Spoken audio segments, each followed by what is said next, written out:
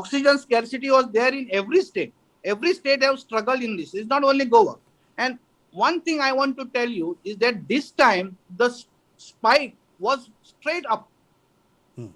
Last time it was a steady spike and we had time to do, and all were really little bit of geared up. And this time we were little overconfident also that we have a staff which is well trained, we have hospitals which are trained, we have everything in place. So we were expecting that we may be able to take up this challenge well.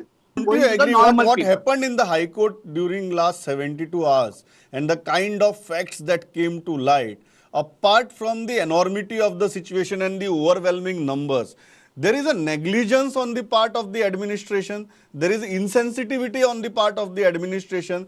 The measures that the administration implemented during last 48 hours could have been implemented 10 days back.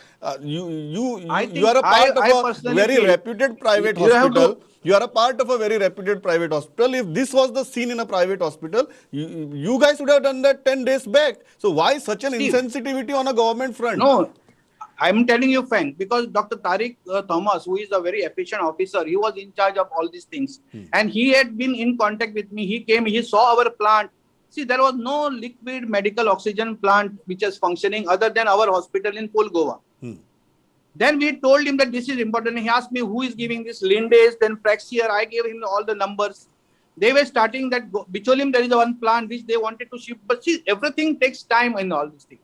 Nothing can happen. Yes, I agree one thing. I agree one thing on that. Sorry to interrupt and say this here, sir.